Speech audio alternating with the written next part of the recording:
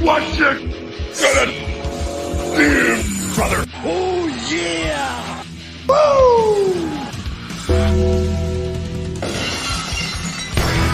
What? What? If you smell what the rock...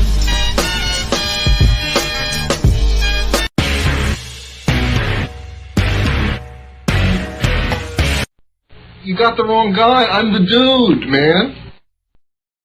Welcome to another edition of Around the Turnbuckle. My name's the big Albowski. That guy right over there is Professor Keith, as always, and we are joined by the American Hammer, Matt Quay, down at the bottom of your screens. But before we talk to Matt, we had a couple losses in the wrestling world this week. Keith would love to say a few words, starting with beautiful Bobby Eaton, who was one half of the Midnight Express, managed by James E. Cornette. Go ahead. Yes, he was. Bobby Eaton, fantastic wrestler, wrestled everywhere in the country, but obviously is best remembered for, as Alan said, being one half of the Midnight Express with Dennis Condrey, and then later with Sweet Stan Lane, one of the absolute finest tag teams there ever was, managed by James E. Cornette. Bobby also stuck around WCW, which that may be where more of you might be familiar with him, working as more of an underneath talent prior to the NWO coming in. Had a great tag team that I think is very underrated and not remembered with William Regal. And I would actually say to a lot of younger wrestlers in the business, go back and watch tapes of them as the Blue Bloods, because Bobby did a lot of comedy skits to kind of lead up to it, because the storyline was that Bobby was this, hillbilly, slovenly Southerner, and Regal is trying to educate him and make him more of a noble Englishman worthy of being his partner. And right. Bobby was able to do comedy, but then when they got to the actual wrestling piece of it, lost nothing for doing the comedy. I think it's a great educational piece. Bobby Eaton was one of those wrestlers that was so good that you took for granted how good he was. Bobby was a guy that Ric Flair loved to wrestle, and that Ric Flair actually was the booker and lobbied not to beat Bobby Eaton on television. Right. Randy Savage could have eaten Bobby up in the dying days of WCW syndication and refused to do it. Scour YouTube. Try to find the hour Broadways that Bobby and Savage used to do. Huge respect, right? Respect from his peers is what I remember Bobby Eaton most for. Absolutely. Bobby Eaton was a wrestler's wrestler. Everybody loved him. And if you want to know more about Bobby Eaton, I highly recommend checking out the Jim Cornette Experience this week. If you can get through the first 10 minutes without crying, you're a strong man, because that one hit home for Jim. Yeah, and Jim, right. A lot of people don't like Jim. Right. But as he said at the top, no bullshit, no reviewing anything, none of the stuff that could offend you. He's just talking about his friend, and I highly recommend you guys go and check that out. I'm going to finish it up when we get done with the show here. That's my next destination. We also lost Keith, Joseph Jody Hamilton, who was best known as one of the assassins. He was assassin number one, but he was also a promoter, a writer, talent extraordinaire. Talk a little bit about him, please. Yeah, Jody Hamilton was one that I don't have a lot of personal experience with. The Assassins were kind of before my time. My biggest association with Jody Hamilton would be, I think the only time I ever got to see him work was that Slamboree in 93, when they brought all the legends back that could still kind of go and let everybody have a match. The other experience I would have with Hamilton is with his son, who refereed for WCW rather infamously as Nick Patrick. Joseph Jody Hamilton Jr. The Assassins were a great team. They were feared. They drew everywhere. One of the great teams of the territories. Like Alan said, Jody was also a promoter. He ran Deep South Wrestling, which was affiliated with WWE. Unfortunately, the tenure there not ending so great because of, the alleged actions of Bill DeMott. But I don't think that should tarnish what Jody Hamilton himself accomplished in the business. And, in both cases, obviously, our condolences go out to the friends, the family of both. Of both. It's a horrible time. It's husband, father, in both cases lost.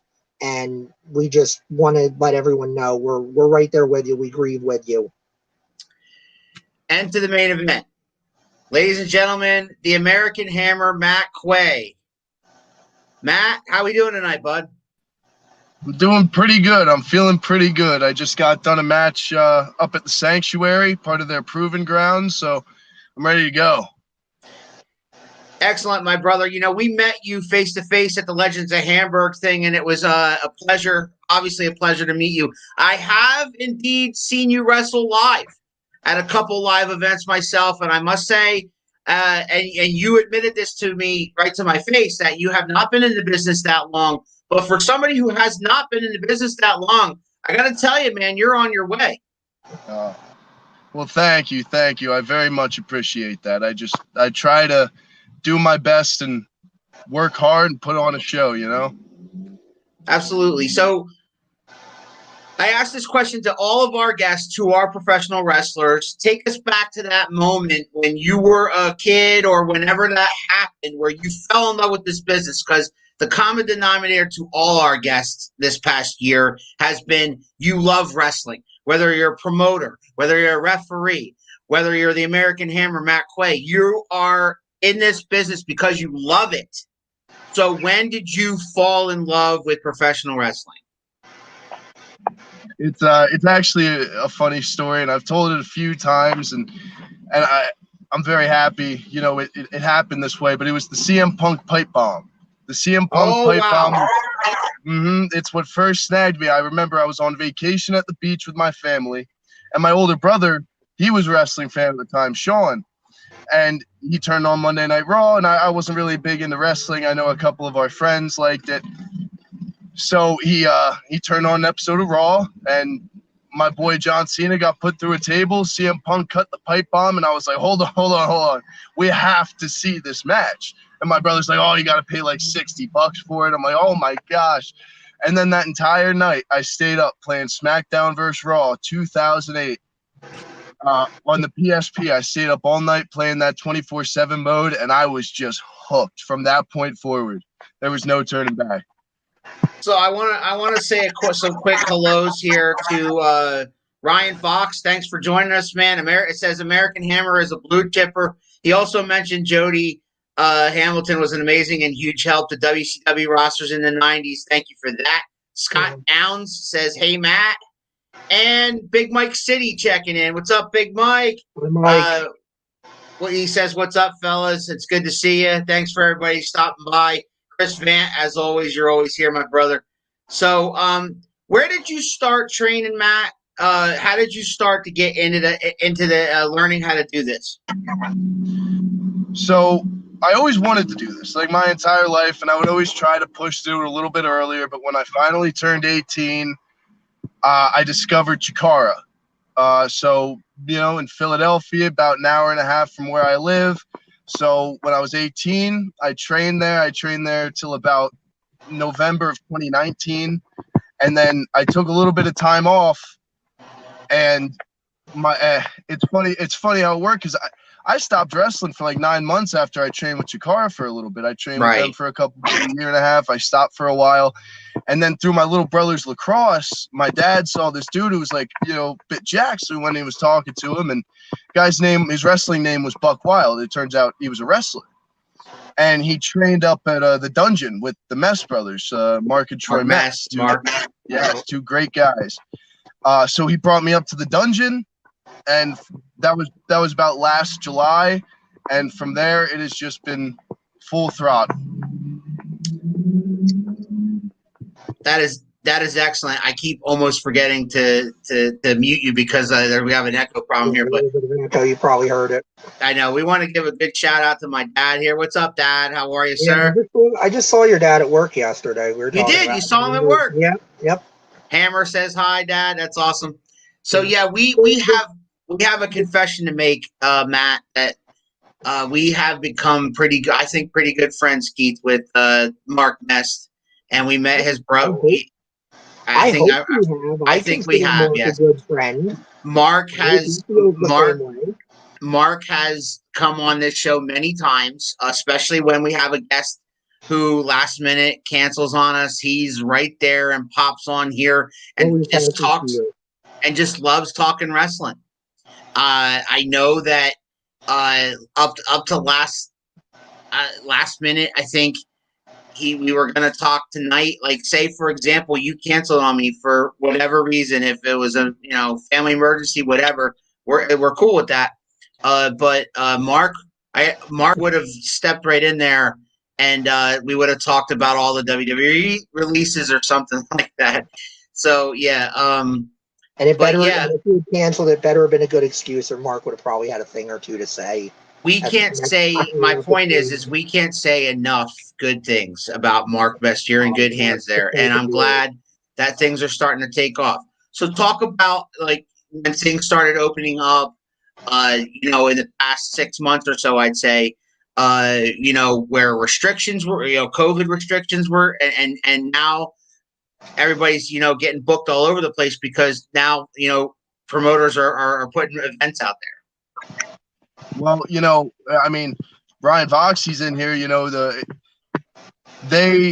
Ryan Vox and the Mess Brothers gave me the opportunity to begin wrestling. I would work those Outbreak quarantine shows. We would do the tapings. They welcomed me with open arms, even with costume boots. And then when I started doing the live shows, I have Rob Noxious to thank. He is a great man, and he has been a mentor to me throughout this entire thing. That's another school I'll go up to frequently, Fort Noxious, another great school. And I popped up there one day because I was like, I want to work on my mat wrestling. I want to get better with that. And one of the people at the Dungeon, Autumn, she told me, go up to Rob's school. I went up to Rob's school, grinded there, and Rob was like, you want to tag along for my shows? I was like, hell yeah. So, Outbreak, the CCW/Valor, like Rob, Ryan, Vox, the Sanctuary has really given me a lot of opportunities to get better at this craft. Even being up there today, they'll do low-key stuff to really work on all aspects of this art craft, and all of those people appreciate and love this art craft, and they have taught me so much about the psychology of it and about the importance of meaning behind things. So I'm very blessed with the people I know. That's awesome. I want to know the origin and why you're the American Hammer. So I was facing Trajan at an Outbreak taping, and he made some stupid joke. Oh, he's got a hammer in his pants. And somebody from the crowd yelled, the American Hammer. And that brought me, and it was, it was a stupid joke. And I originally I wasn't going to go with the name. But then I think back to my childhood when I would wrestle with my buddy Aaron. We would do this little thing called The Feud. And we had a whole YouTube series where we would be wrestling, and we weren't allowed to wrestle. And I remember my dad came down one time, and he's like, oh, he would know. He always knew. And he would always make a little joke. He would call my buddy Hammer Boy. He'd be like, oh, you and Hammer Boy going at it, fighting. So I'm like, what a great callback that would be to my origins of falling in love with actually wrestling, and give a shout out to my father like that, be the American Hammer, which was a name he was very fond of to begin with. So that's the origin of the American Hammer. I love it. Ryan's checking in again. Those are great companies to grow in. Yes, they are. Yes, they are. Learn a lot. I'm learning so much, more and more by the day. There's so much to learn. It's incredible. All right, talk about that, because you're learning from both the Dungeon and kind of Fort Noxious. You're kind of bouncing back and forth. Is it does a week for you consist of maybe training for a day or two at one, and then going up and training for a day or two at the other, and then wherever you're booked that weekend, you're wrestling? Yeah, pretty much. I like to pop up to every single place I can, I get a lot of great work in at those places. And I'll typically, my schedule will look like I'm in the gym every single day. And then I'll typically hit the gym, and either on a Wednesday or a Friday, I'll pop over to either Fort Noxious or the Dungeon. I'm looking to pop up the Sanctuary, train a little bit more. They got Billy Walker up there, who's been mentoring me a little bit while I'm up at the Sanctuary. Right. I like to try to get to everywhere I can. I was up at the Monster Factory a little bit ago. Yeah. That's a great group of guys, and I would love to get up there again soon. But I just want to get everywhere that will open me with arms, welcome me with open arms. I want to get there. I want to learn what they know. I want to learn how they do things because, this beautiful art form of pro wrestling, it's like ice cream. There's 31 different flavors, and you gotta at least know them all. Keith, he's a student of the game. Very, very important, right or wrong.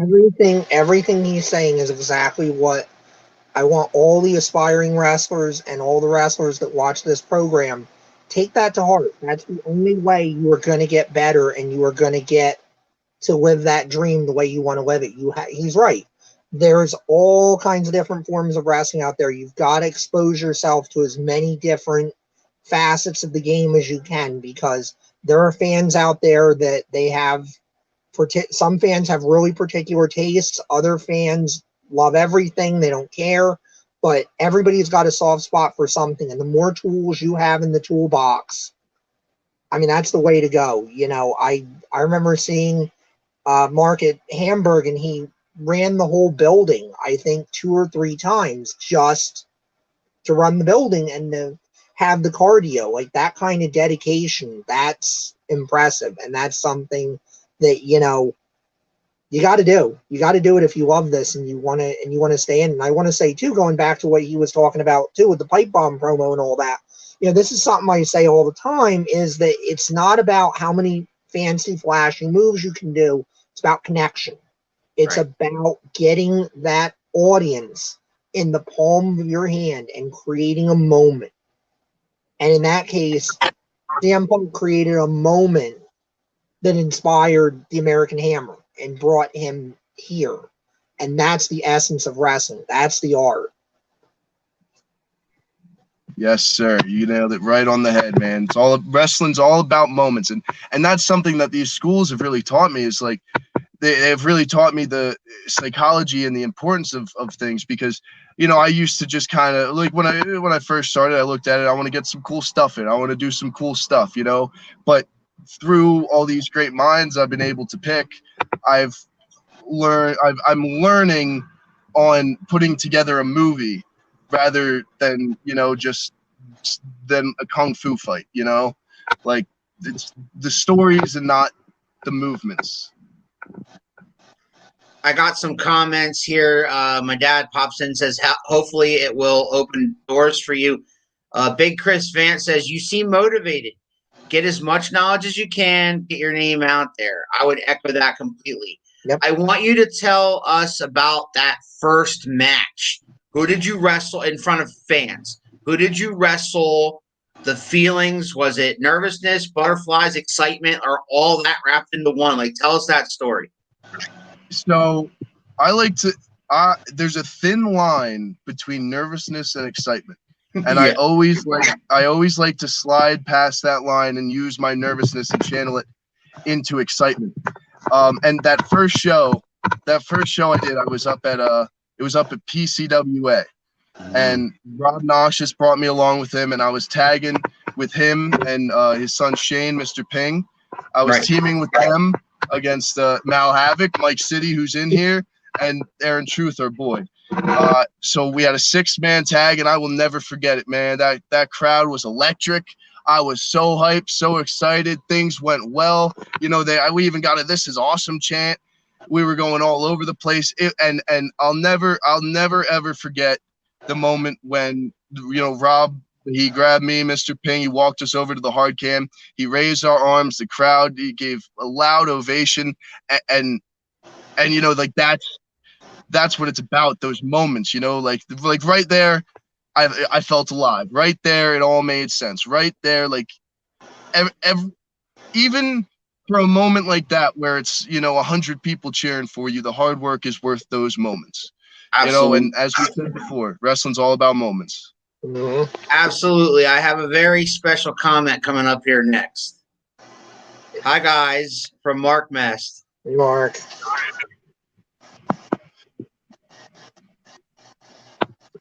Beautiful. All right. What's going on? Yeah. All right. Yeah, big shout out to Mark. What's up, buddy? You had that first match, a 6-man tag. Sounds exciting. Sounds electric. I'm From what I've seen, the American Hammer is a face, right? Have you ever? Do you enjoy that like way too much? Like early on, now that you're getting it rolling, building the brand and getting yourself out there, or could you see yourself a heel? Because there's a certain friend of ours, Keith, that would like that. Yeah, yes. Well, there are a lot of people that would like to see me go heel, and initially, I mean, I didn't really anticipate being a face. I feel like I play a better heel. I've had to do a lot of work on promos and trying to make them more face-like as opposed to having a Right. heelish attitude. I played heel one time. We did a ring rental. I was with the Dungeon Gang, and we did a ring rental up in New Jersey for Dog, and I was with John Dams, and we were playing like two lackeys from the crowd who came out, and I cut a quick promo on the crowd. And being heel, it's so much easier, and it flows. It just comes more natural. But like I love the face role. I will play a face the rest of my life because I grew up loving superheroes. I love superheroes. A lot of my character is based as a mixture of Spider-Man and Captain America. I want to do that for kids, and I see, I'm wearing bracelet, that little girl's made for me, I want to have that impact on kids. I want to grab their attention. I want them to look at me like a superhero. I want them to see a superhero, and then I want to use that to spread a good message. The truth, justice, hard work, and I want people to grab onto that. I love being a face, and I would be a face for as long as I could be a face because I love that feeling of being a superhero. It's like Batman says, as a normal man, Matt Quay, you could be broken, you could be beaten down, but as a symbol, as the American Hammer, as a symbol of purity, that stuff doesn't really exist in the real world. And if you can bring that to life and take people into this world of make believe and have them believe it, like that's what it's all about. So I would play a face till the day I die. I love that answer. The American Hammer. But I got a bunch of questions here that popped up. Man, Chris Vant, do you have a finishing move? Yes, I do. It is a springboard elbow drop like the Macho Man, and I call it the Hammer. I love the Macho Man. You got to realize that. All right, Ryan Vox says Matt and Davey should have a great babyface run at Outbreak. Yep. Mean Mark says this kid is gonna go somewhere. You got it, but be humble. A big ego will hurt you. My dad says, so far, what is your favorite move? I guess he means to do in the ring. Well, to go with what Mark said, I completely agree. You have to be humble. Like I don't know if you guys are fans of Shinedown, but their one song, Human Radio, there's a line that says, "Keep your eye on the prize and your feet on the ground." And that's all I'm trying to do with this, is because I'll hear a lot of great things and blah blah blah, but none of that. You need to block that out almost as much as you block out the negative while having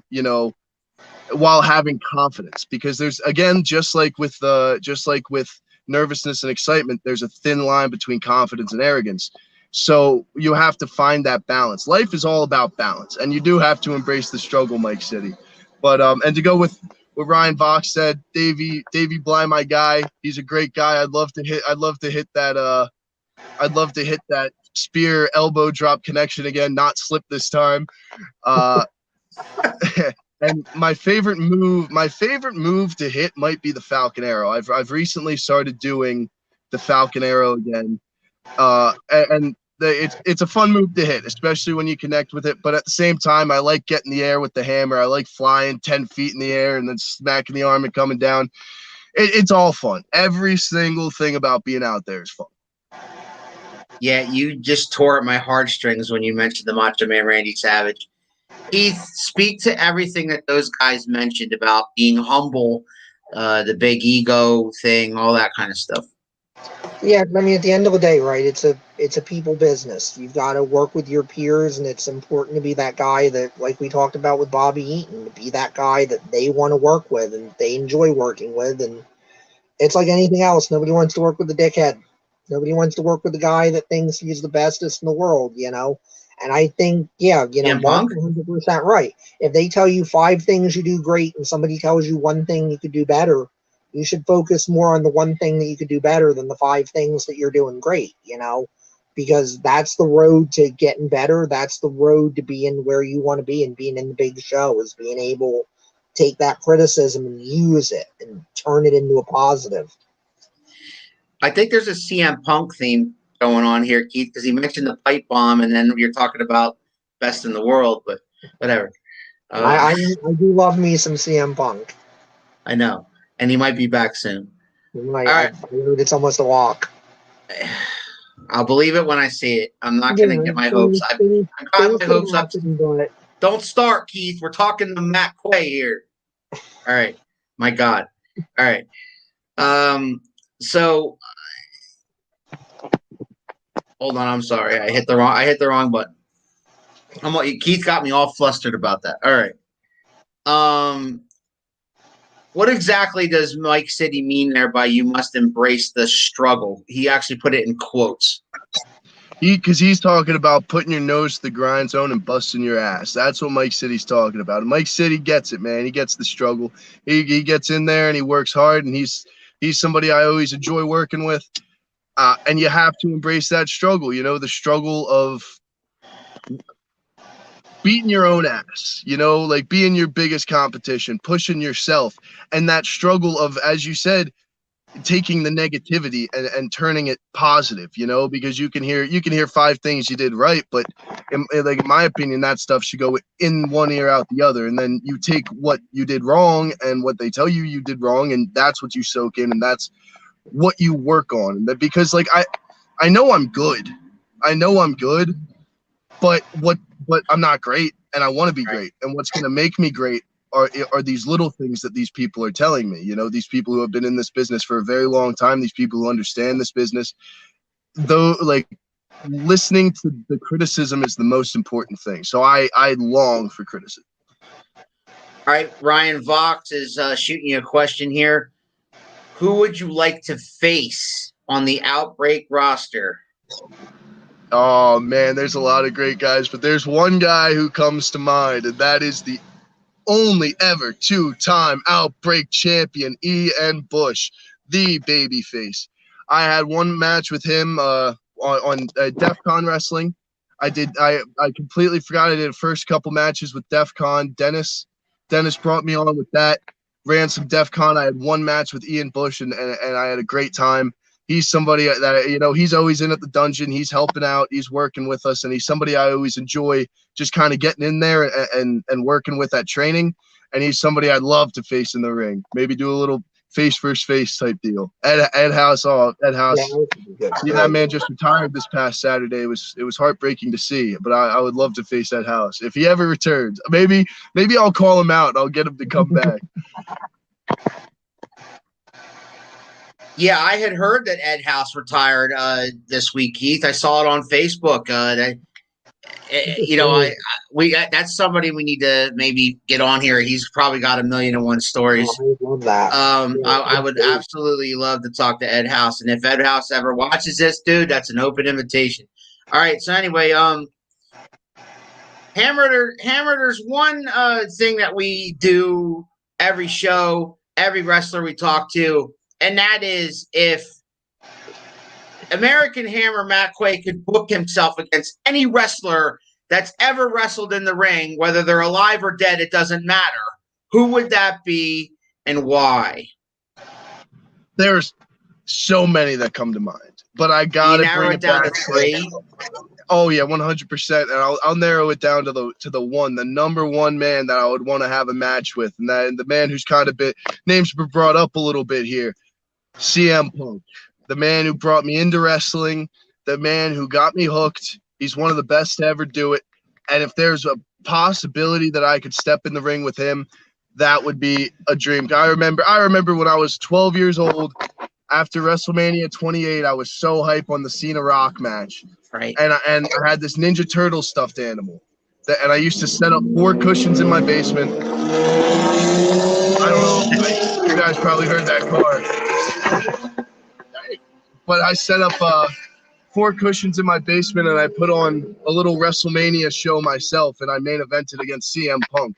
CM Punk's the one guy I would love to face, but, you know, if you give me the room to go the 2 more, I would love to wrestle Macho Man. He might be my favorite to ever do it.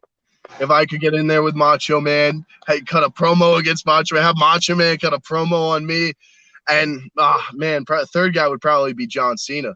John Cena, maybe Shawn Michaels.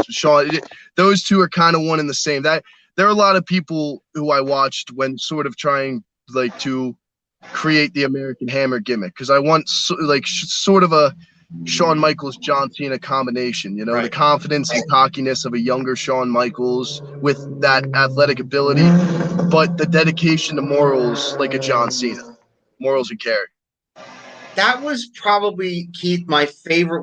We've done this over 100 times, 100 different wrestlers, and that was probably my favorite 3 answers ever.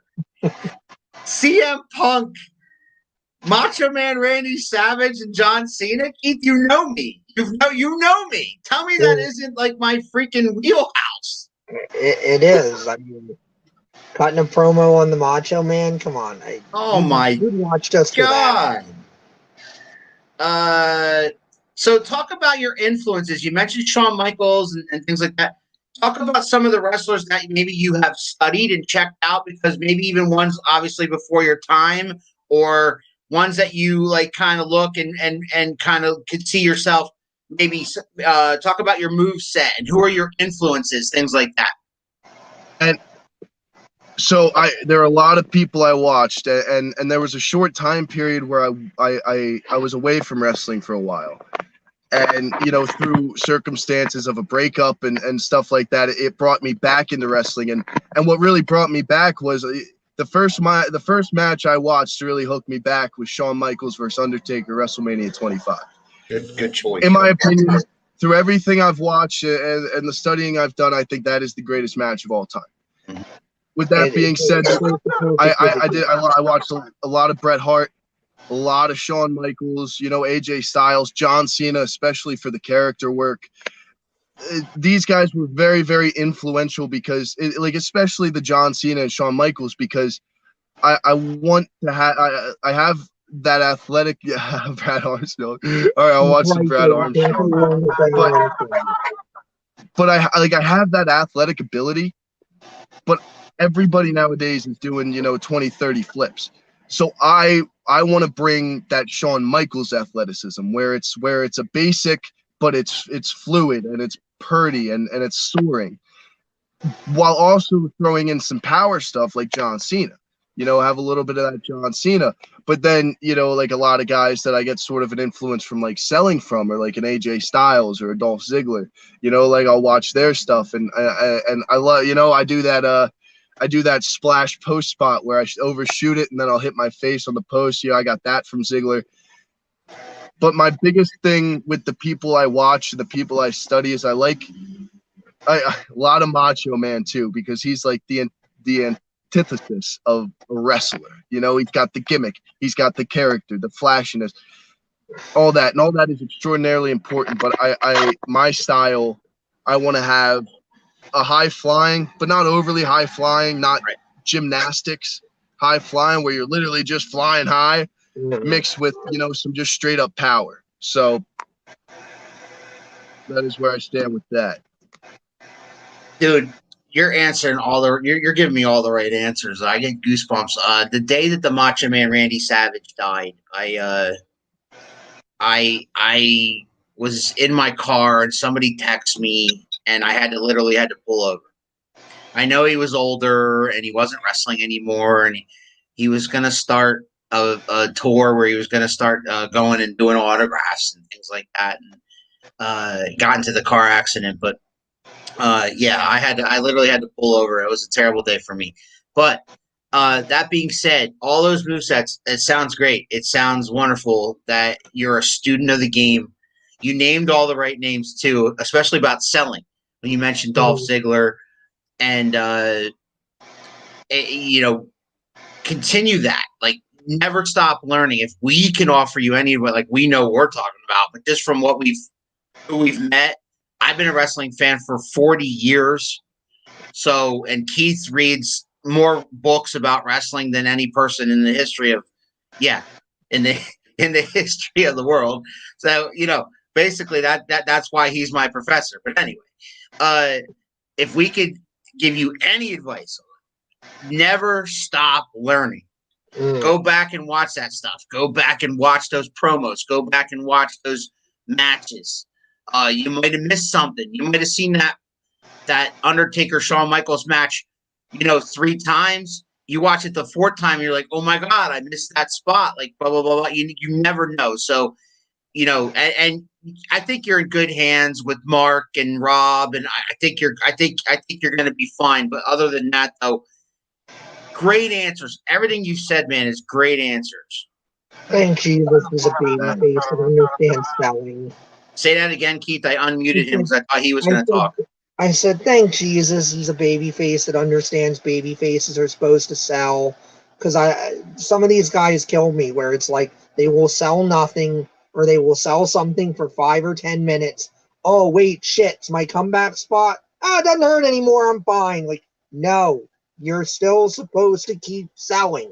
If it hurt for the last 10 minutes, it's going to hurt for the rest of the match. You need to just show us, like, well, the adrenaline's going, so I've got just enough for that one big move, and then I got to go back to, oh, right, this is killing me, my arm or my leg or whatever it is. Yes, the zero to hero, as they call it. And that was, that was something that I was called on, the 0 to hero in like training, like that stuff I've had to work on, the whole slowing it down, not going 0 to hero, the lingering sell, where it's going to be there the whole match. Do you have any events that you will be partaking in the near future that you would like to talk about or promote? I'm doing PCWA this Saturday, August 14th. I'm not 100% sure where it is, but I always promote my stuff on Facebook, just Matt Quay. Follow me. I always promote my stuff on Instagram, Matt_Quay_AH. And that's where I really show a lot of the stuff. The 21st, I'm doing a 7 Mountains Wrestling again, which is Jamal. That's his show, which I always enjoy doing. And I'm in a program with the prima donna Prince Sam Thompson right now, who's somebody I very much enjoy getting in the ring with. Nice. So the 21st is definitely going to be one to see. The 14th is going to be one to see. I got a little bit of a thing going on with Toxic Tony and the Team Roy versus Team JD. And then the Sanctuary on Sundays. Pretty much every single Sunday the Sanctuary is running. It's definitely a great place. A lot of people have to check out. And then even shows down the road. There's CCW coming up in a couple weeks. I always love working the CCW Valor shows. Great group of guys. This entire area of Pennsylvania independent wrestling is just full of great people who accept you with open arms, and it's incredible. It's like one big family. I've been to a few CCW and Valor shows, so if at all chance, we love to support our locals, and that's one of the things Keith and I preach on this show is to support your locals. If you love professional wrestling and you're not too happy with WWE or AEW right now, and you want to see some good quality wrestling, these guys pour their hearts out to put on a great show each and every night that they perform. Go find it. If you're in Jersey, there's stuff going on in Jersey. If you're in the Harrisburg area, that's where you have CCW and things like that. Where I'm at, you have Allentown, you have WXW. Down in Quakertown, you have Triple WA. There's stuff in your area. You can find it. It's out there to be had. If you love wrestling, support your locals. Yes, 100%, and especially with CCW, as I said, with the with the flavors of ice cream, you know, CCW, it's got a little bit of all, and if you really like the hardcore stuff, you definitely got to check out CCW, because us boys were crazy. We'll get a little bit nuts with the thumbtacks and the tables, but then earlier in the show, you'll have a good ass wrestling match. So top to bottom, I love every single promotion that allows me to wrestle for them. It's truly a blessing just to even be able to do this at the scale I do it, you know. Tracy Withers there says, love you, Matt Quay. Did put up there PCWA August 14th, Atlas, Pennsylvania, PCWA on the 14th. So he's wrestling the next few weekends, Keith. Mike City, see you on the 14th.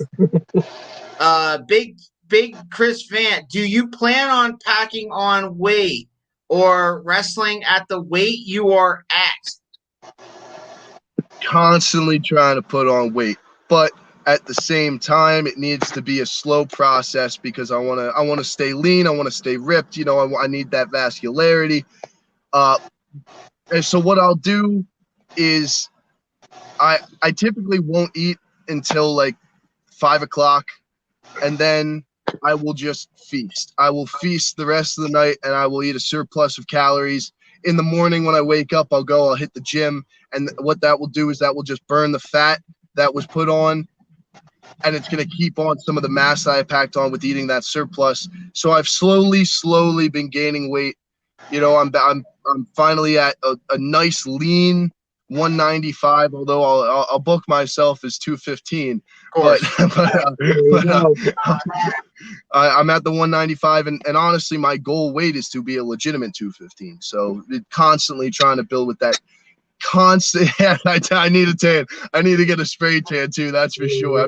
I've been putting that off, but I need a spray tan. Ryan's been on me about the spray tan since the get-go. I love the support you're getting, man. I love that Ryan came out. I love that all these people are asking questions. Mike City. I love the community that you guys have, especially in CCW Valor and the guys at Outbreak, all supporting each other. That's pretty awesome to see. A lot of times in this business, Keith, am I wrong? You don't see that. No, you don't, because everybody's worried about their own piece of land. It kind of reminds me of, you know, the NWA at its best back in the day. What the NWA was founded to be, and what it was supposed to be, was a bunch of promoters in a given area saying, okay, we're all going to get together, we're all going to share talent, we're all going to make sure that we're the best we can be, that the talent is the best they can be, and that the wrestling is the best that it can be for the customer.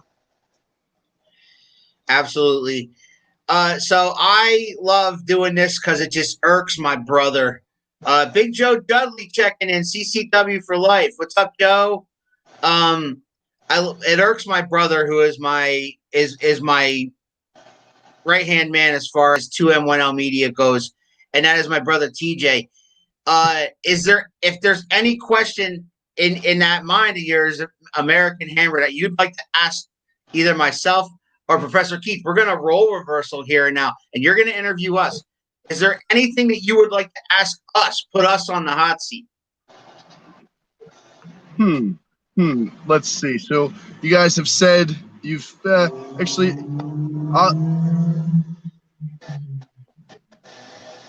What was it that got you guys into wrestling? What was the thing that hooked you guys? You know, what was that one moment where you're like, damn, this stuff's pretty awesome? I'll let Keith tell that first because I love his answer.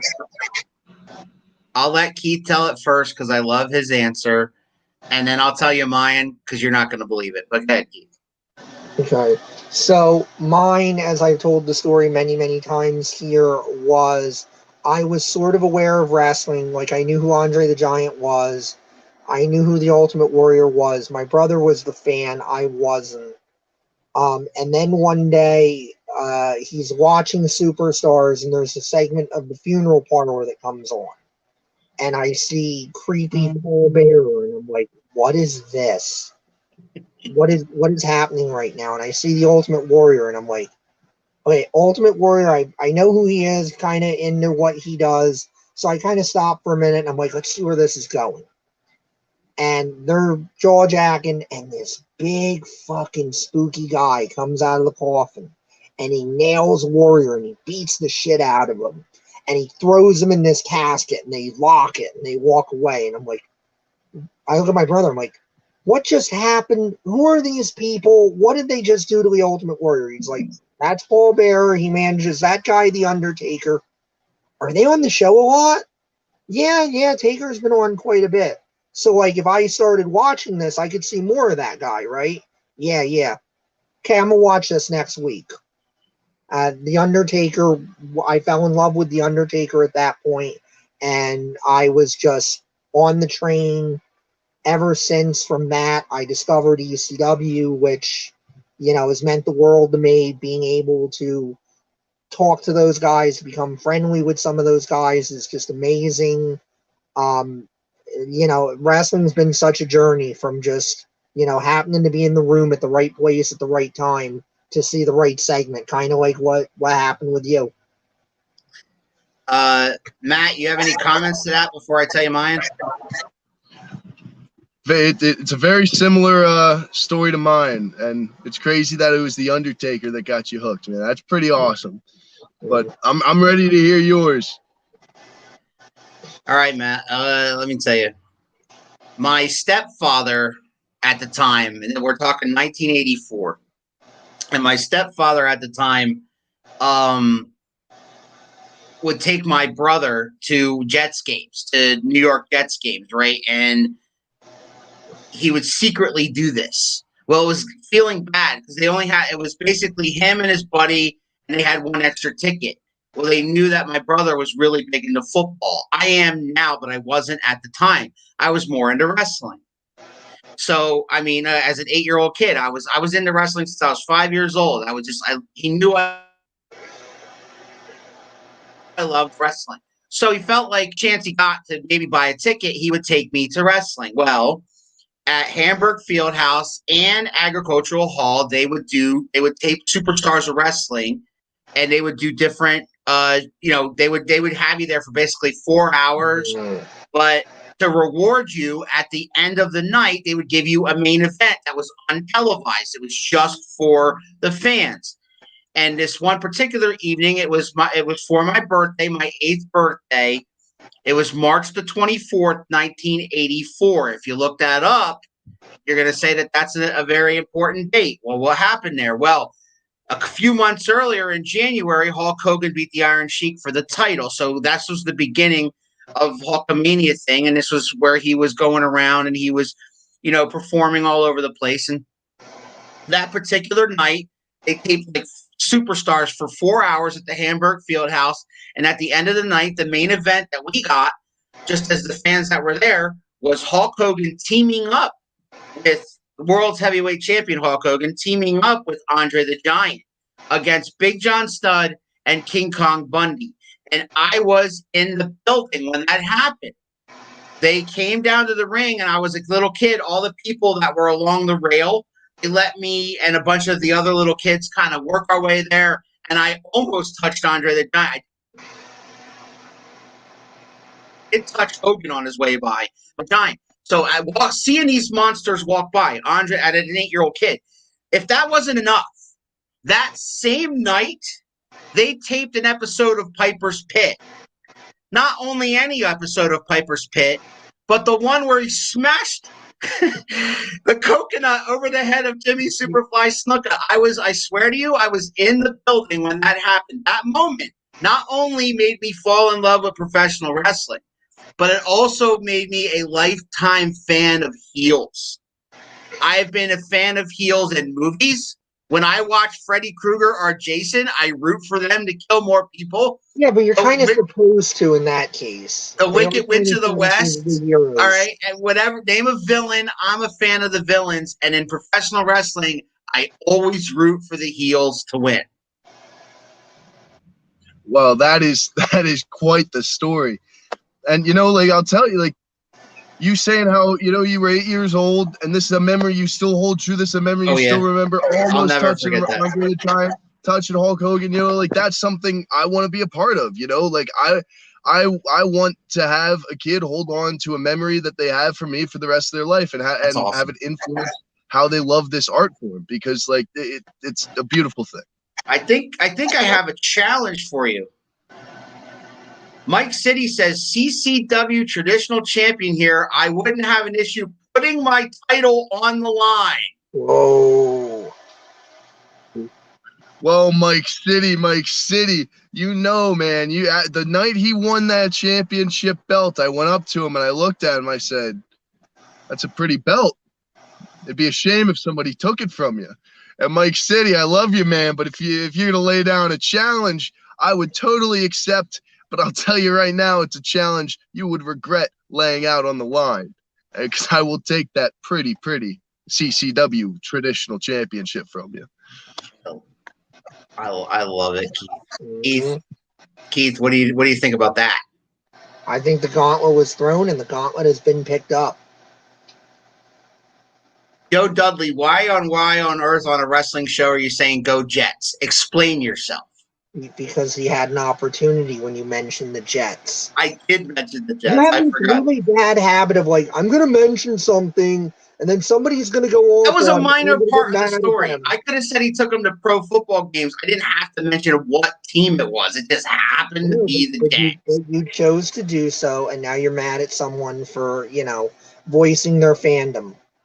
You are Mike a heel. City's response: you never know what tricks I'll have, and I have many tricks up my sleeve. Your reply to that, Matt? Mike City, I know what kind of tricks you have up your sleeve. I will never, ever forget when we were a tag team for that 8-year-old's birthday party and you stabbed me in the back, hit me with an RKO out of nowhere, and I gave you that vengeance later on in the night. I beat you down. I beat you 1, 2, 3, Mike City. And I'll be honest, man. I've been in the ring with cheaters. I've faced cheaters. I know how to deal with cheaters. It's not any trick you have up your sleeve, I'll eat it. And I'll get right back up, and I'll keep fighting. And I will have that CCW traditional championship one day, Mike City. You better hold on to it real tight. I love it. I hope I'm in the building to see that. Interesting he mentions that, because in some corners, and we did have a licensed official here last week, in some corners, that victory might actually be interpreted as making Matt Quay the potential number 1 contender. Maybe. I don't. It all depends on the promoter, right? I hope that match happens, and if it does, I hope I'm ringside when it happens. Last question, Matt. How much of today's product do you watch? Because we've been talking a lot about going back and watching the Shawn Michaels and the CM Punks and the John Cenas of the world. How much of the current product, be it WWE, AEW, Ring of Honor, or whatever, do you pay attention to at all as a fan? I mean, you're a wrestler, but I mean, how much of the current product do you watch? Do you like any of it? Honestly, I don't watch too much of the current product. Like I make sure to follow all of the notable companies and everything that's kind of local. I make sure to follow them and I get updates. And if I'll see a match that's posted on Instagram, I'll watch it, or, stuff like that. I like to keep up to date. But when it comes to studying and watching, I'll watch the big shows and I'll watch that. But I really like to go back to the old school days, because there's so much phenomenal wrestling that I missed. And with the way things are today in wrestling, it's very difficult to understand the psychology of it when there's so many people playing wrestling today, and it's not as true to the art form as it was in the past. Yeah. So if I have a chance to hop on Peacock and watch, a full old episode of WCW when it was white hot, or a full episode of ECW or some AWA or something like that, that's the stuff I'd like to turn to, because there's so many great things that I have missed just only watching wrestling since 2011. Mike City's got one more comment. As the great Macho Man once said, I'll pin you 1, 2, 3. That'll be okay with me. The nice little Macho Man touch on it. Well, like the Macho Man, I'm going to put an elbow through your heart, Mike City, and I will take that championship 1, 2, 3, and that will be damn okay with me and the rest of the people. I love it. Keith, we want to thank the American Hammer, Matt Quay, for joining us tonight, man. We got a lot of information there. His career is off and running. Keith, you got any parting gifts for my man? Yeah, I want to thank Matt for coming on and really sharing his story. I hope he inspired some folks. He certainly inspired me with his work ethic, with, the wrestling IQ. So good. I really hope other people picked up on that. This kid's motivated, and this kid knows what he's talking about. And it's so rewarding to see, because like Matt, I'm very disillusioned with what I see right now. I see a lot of guys that play wrestler versus being wrestlers. And not only do I see that, but then I also see them getting out there on social media and whatnot and telling all the fans that don't like that basically to go screw themselves, that they're better. It's their time. We don't know what we're talking about. And why? Why does that need to be a thing? I want to thank everybody who chimed in. I want to thank everybody who shared their knowledge, with us, with the audience. I really deeply appreciate that. That's what we're trying to do here. We're trying to do something that's good for the business, that helps everybody in the business, looking to get in the business, because we love this shit. And we just want to be the best it can be. Matt, don't go anywhere when we go off the air. I want to remind everybody that Keith and I are on every Saturday and Sunday night at 6 o'clock around the turnbuckle. Also on 2M1L Media. Check us out on Tuesday night, 6 o'clock for Home Team Sports, if that's your thing. And on Wednesday nights, we got the hip-hop / NBA show called Spittin' with Spitter with my boy, TJ Spitter. So check us out, all our shows on 2M1L Media. You can go to 2M1L Media and subscribe to that YouTube channel, and you'll get all our shows, including all our interviews with local professional wrestlers, including American Hammer Matt Quay. Matt, thank you so much, my brother. Thank you guys. Thank you guys for having me. It was an honor, and it was a great time. I very much appreciate it. That's all we care about, man. All right. We'll see everybody next time on Around the Turnbuckle. Ladies and gentlemen, what's it gonna do, brother? Oh, yeah! Woo! What? If you smell what the rock